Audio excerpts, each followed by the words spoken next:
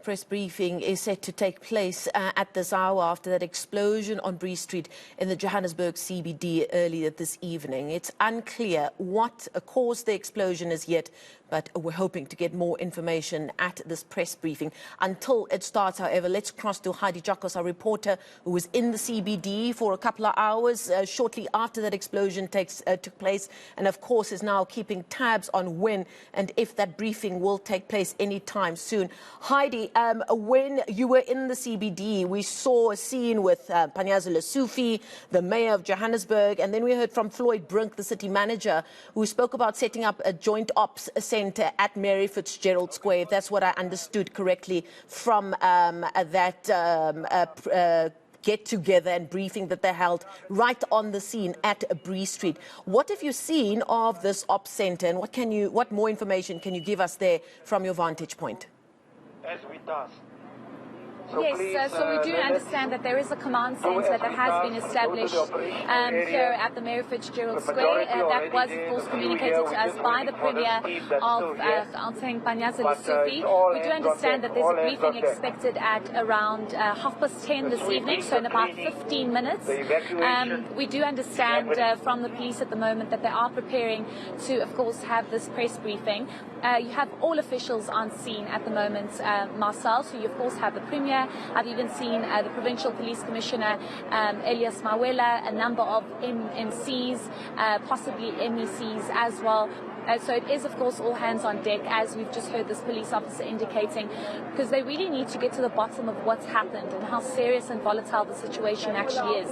We were told by the Premier earlier on in that briefing that we took live that there were 9 people taken to hospital, so basically 9 people rescued because they were either trapped or in a very difficult position because of what happened. But I must say, we were speaking with our colleague Sally Burdett earlier, that it really was something out of a movie. It looked like you had King Kong moving into the CBD and literally ripping the road apart. We understand that it's stretched 4 kilometers, so we know that Bree Street is severely affected. What could have caused this? We have absolutely no idea, because Igoli Gas has released a statement indicating that they've received no indication of pressure from their gas pipelines, and they cannot attribute this destruction to a gas leak of any sort. The MMC for Roads and Transport in the city of Johannesburg, Kenny Konene, did say, allude to illegal mining. He says we have to get to the bottom of illegal mining, and I asked him, but why would you say that? Are you suspecting it's illegal mining? And he says there needs to be a thorough investigation. So at this point, we have no idea what could have caused all of this, but we'll obviously get clarity from that press briefing. I'm not sure. Maybe I can ask my colleague, Joe Komane, to just show you. I mean, at the moment, there's literally just officials and media absolutely everywhere.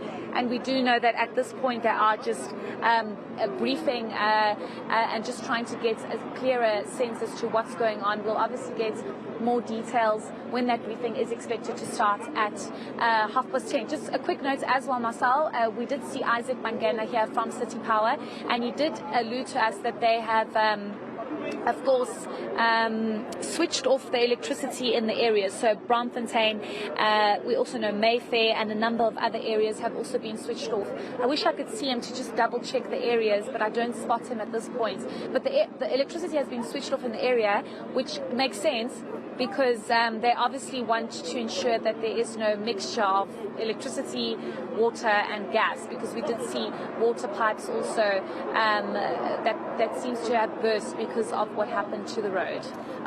When we started chatting, Heidi, we did hear somebody speaking over a loudspeaker, and I think I heard him say something about an evacuation.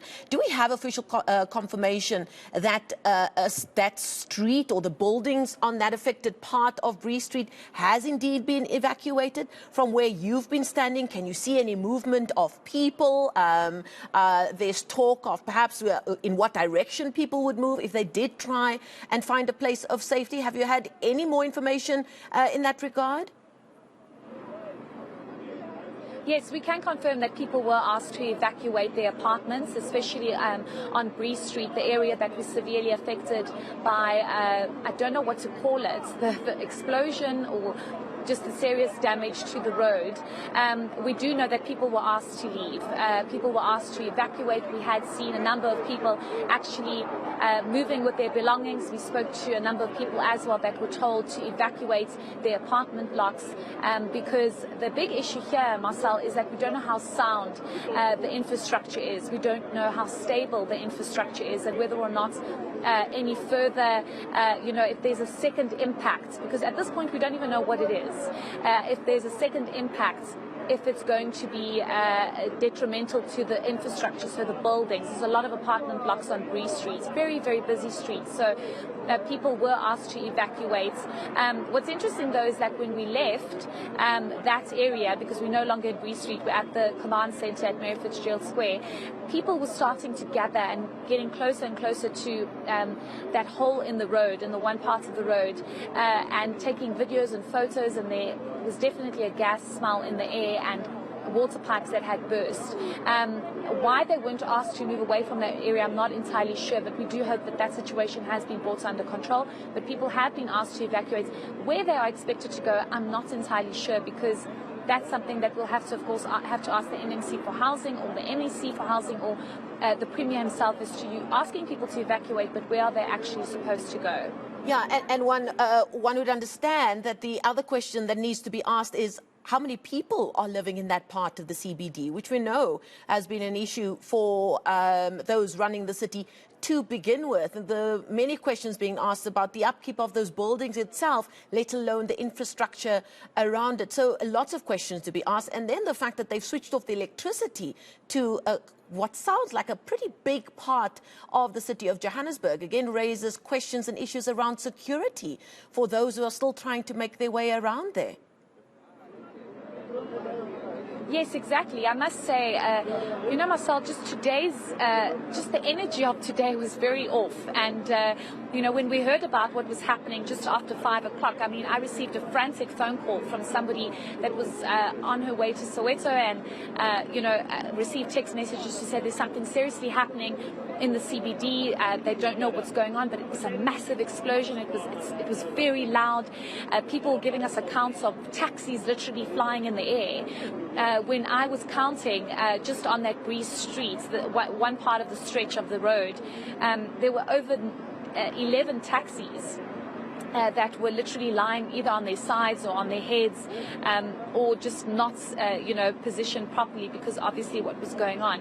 But it's definitely a safety and security factor, I think, given that the electricity has been switched off. The area was very dark.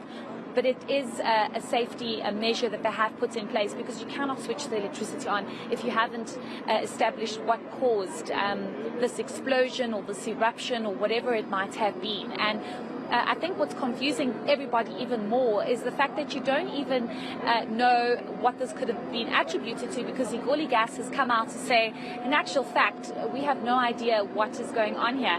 I'm not sure if you could just give me 2 minutes or so, not even. I just want to get to the actual notice that was issued by Igoli Gas. Marcel, if you can just bear with me, and I think it's important for our viewers to understand.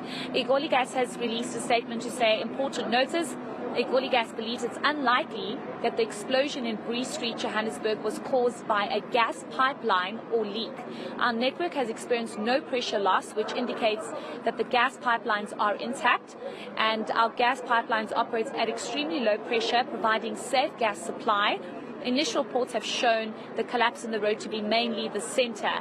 Our gas pipelines are located on the road servitudes on the sides of the road, which is interesting because this is almost in the center of the road, which makes sense that you wouldn't necessarily have a gas pipeline in the center of the road, because if there was maintenance that needed to happen. There's lots of speculation and talks around officials, just the media standing here and listening to these conversations, that this is either linked to possible illegal mining that's causing these eruptions underground, or it's a lack of maintenance and exacerbated by the illegal mining. So hopefully they would be able to brief us somewhat on what the possibility and the likelihood of this could be. Absolutely. So many questions still at this hour and very few answers. And we're hoping to get some of those answers when this briefing does indeed take place, or hopefully takes place while we are still with you. Let's leave it there for now. Let Heidi Jockers catch her breath and maybe gather some more information as we await that briefing from the joint ops or from the province itself. As we do know, Premier Panyaza Lesufi was one of the very first officials really on the ground there. So we'll bring you that as soon as we have any further information or there's any movement on the ground where Heidi Jockers is right now, reporting to us live there from Mary Fitzgerald Square here in Johannesburg.